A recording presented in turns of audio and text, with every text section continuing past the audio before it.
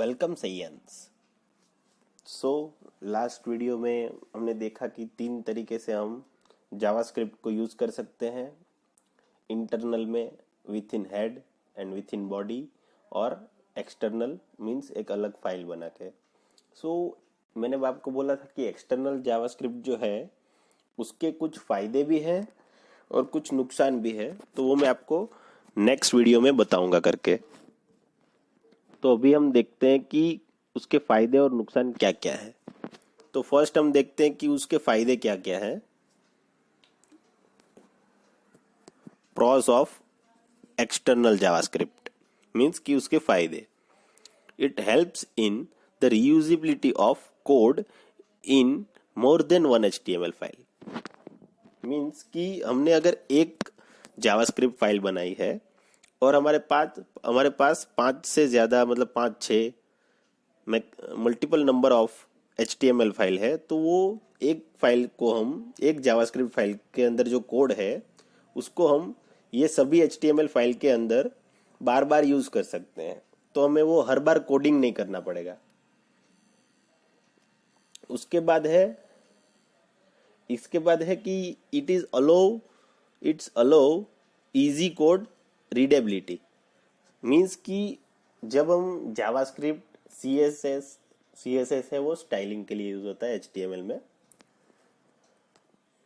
तो तीनों को HTML, CSS एंड जावास्क्रिप्ट को अगर एक ही फाइल में रखते हैं ना, तो फिर हमें जो उसकी रीडेबिलिटी है वो थोड़ी सही नहीं रहती। मीन्स कि आपको अगर कुछ फाइंड करना है, कहीं पे आपका मिस्टेक है, तो फाइंड करने में थोड़ा प्रॉब्लम होगा।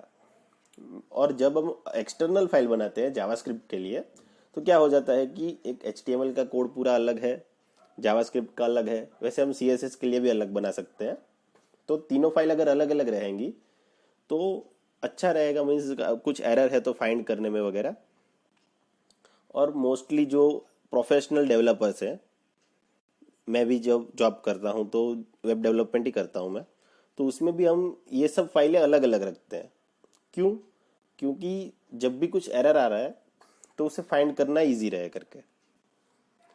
It is time efficient as a web browser cache the external JS file which further reduce the page loading time.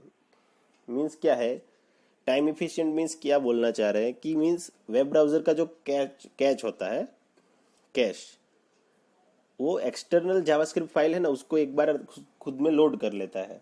तो फिर हमने वो एक जावास्क्रिप्ट फाइल अगर 10 HTML पेज में यूज की है, तो फिर जब नेक्स्ट टाइम खाली HTML पेज ही लोड होगा, उसका जो जावास्क्रिप्ट फाइल है वो ऑलरेडी लोड हो चुका होगा कैश के अंदर, तो लोडिंग टाइम है ना वो कम हो जाएगा पेज का। ये जब मैंने TCS में इंटरव्यू दिया था ना, तो तब मुझे उन्होंने ये क्वेश्चन पूछा था कि जो वेबसाइट है उसका अगर पेज है, कोई कोई वेबसाइट है, तो उसको जो लोडिंग टाइम है वो कम कैसे करना है। तो उसमें ये भी एक पॉइंट रहता है उस टाइम पे, जो आप एक्सप्लेन कर सकते हो कि sir external JavaScript file use करेंगे तो वो कम टाइम में लोड हो जाएगा। Okay, it's enable both web designer and coder to work with HTML and JavaScript file parallelly and separately without facing any code conflictions. तो यहाँ पे ऐसा बोल रहे हैं कि मीन्स कि एक डिजाइनर रहता है, एक कोडर रहता है। तो कोडर रहता है ना, उसके पास खाली स्ट्रक्चर रहता है, वो उस हिसाब से कोड कर देता है। और वेब डिजाइनर जो रहता है वो HTML फाइल में कैसा क्या दिखना चाहिए वो सब करता है। तो ये दोनों अलग अलग फाइलें हैं, तो वो दोनों अलग अलग एक साथ काम कर सकते हैं एट अ टाइम पे। लेकिन इसके लिए क्या है कि एक स्ट्रक्चर डिफाइन होना चाहिए, तो ही ऐसे हो सकता है। बाकी अगर एक जो HTML फाइल बनाने वाला अलग है और जावास्क्रिप्ट फाइल बनाने वाला अलग है, तो उन दोनों के बीच में अगर कम्युनिकेशन सही नहीं है तो ये पॉसिबल नहीं है, ऐसा मेरा मानना है। जो मेरा एक्सपीरियंस है वो बोल रहा हूँ। The length of code reduces as only we need to specify the location of JavaScript file. Means कि कोड तो वैसे इतना ही रहता है, लेकिन क्या है कि ये फाइल में मतलब दो अलग अलग फाइल में डिवाइड हो जाता है। और जब इन फ्यूचर अगर आप वेब डेवलपर बनेंगे कोई भी, तो ये याद रखना चाहिए कि मीन्स एक certain amount of line of code, means कि अगर एज एन एग्जांपल एक फाइल में मैक्सिमम, मेरे हिसाब से मैक्सिमम 500 से 600 लाइनें होनी चाहिए। वेब डेवलपमेंट की बात कर रहा हूँ मैं, उससे ज़्यादा नहीं। उससे ज़्यादा में मतलब अगर आपके रिक्वायरमेंट है, आप उतना बड़ा पेज बना रहे हैं तो बात अलग है। बाकी 500 से 600 लाइनें होनी चाहिए। और अगर दूसरी फाइल बना के आप उसको यूज़ कर सकते हैं, ऐसा अगर चल रहा है आप में, तो वही करना चाहिए। क्योंकि है मेरे साथ, मेरे भी कुछ फ्रेंड ऐसे हैं कि वो क्या करते हैं कि क्या यार 2-3 फाइलें बनाना करके एक ही फाइल में सब डाल देते हैं। तो वो फाइल, एक ही फाइल 1500-2000 लाइन ऑफ कोड हो जाता है एक ही फाइल के अंदर। फिर जब एरर फाइंड करने का टाइम आता है ना, तो 1-1, 2-2 घंटा तक खाली सर्च करते ही बैठे रहते हैं। सो ये चीज़ नहीं होनी चाहिए। तो इसीलिए जब भी आपका कोड की लेंथ ज़्यादा है तो उसे डिफरेंट फाइल में डिवाइड कर दो। ये फायदे हो गए। अभी हम नुकसान देखेंगे कि मीन्स इससे क्या मतलब बैड इफेक्ट हो सकता है। द स्टीलर में download the coders code using the URL of JavaScript. तो जब हम एक्सटर्नल जावास्क्रिप्ट यूज करते हैं ना, तो क्या होता है कि जो वेब ब्राउजर है ना, वहाँ पे हमें वो जावास्क्रिप्ट का यूआरएल में दिख जाएगा कि ये जावास्क्रिप्ट फाइल है और यहाँ पे स्टोर है। तो जो कोई भी चुराने वाला रहेगा वो जावास्क्रिप्ट का कोड चुरा सकता है। वैसे वो कोई बड़ा बात नहीं है, वो खाली रेफरेंस के लिए कोड ले सकता है, बाकी उसमें कुछ चेंजेस अप्लाई नहीं कर सकता। ओके।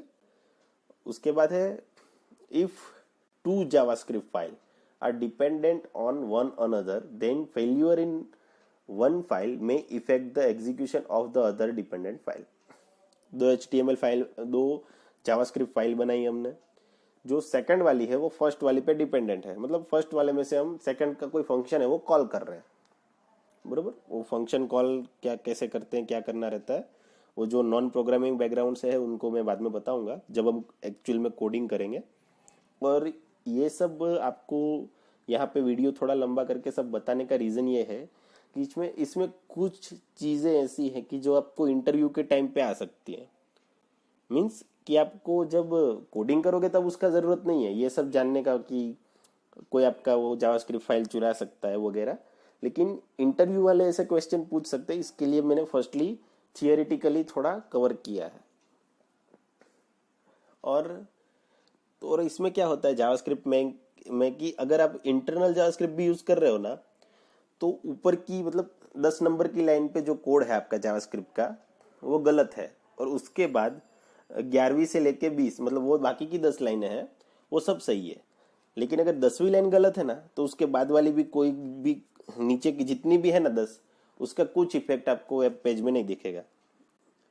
ये जावास्क्रिप्ट में एक है प्रॉब्लम, मुझे लगता है ऐसा नहीं होना चाहिए, लेकिन ये इंटरप्रेटर की तरह वर्क करता है। तो लाइन पे जहाँ पे एरर आ गया वहीं पे रुक जाता है। ओके। उसके बाद है, the web browser need to make additional HTTP request to get the JavaScript code. तो जब हम वो क्लिक बटन पे क्लिक किया और अलर्ट बॉक्स आया था ना पिछले वाले वीडियो में, तो तब जो वेब ब्राउजर है ना वो एक और रिक्वेस्ट जो हमारी जावास्क्रिप्ट फाइल है ना उसके लिए फायर करता है।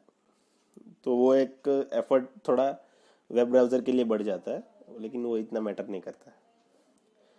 A tiny to large change in the JavaScript code may cause unexpected result in all dependent files. Means कि अगर एक आपकी जावास्क्रिप्ट फाइल है उस पर 10 HTML फाइल डिपेंडेंट है, और आपको कोई पर्टिकुलर एक HTML फाइल में ऐसी रिक्वायरमेंट है कि ये अभी जो हो रहा है उससे कुछ अलग होना चाहिए, और आप उस हिसाब से वो आपकी जावास्क्रिप्ट फाइल है उसमें आप कोड कर देते हो। तो जो बाकी की फाइलें हैं ना उसमें वो कुछ और ही मतलब इफेक्ट करेगा। तो जब भी अगर आप एक्सटर्नल यूज कर रहे हो तो आपको ये ध्यान रखना है कि ये एक चेंजेस हर में अप्लाई होने वाला, सब में अप्लाई होने वाला है। सोच समझ के बाद में उसमें चेंजेस करने हैं, बराबर। We need to check each file that depends on the commonly created external JavaScript file.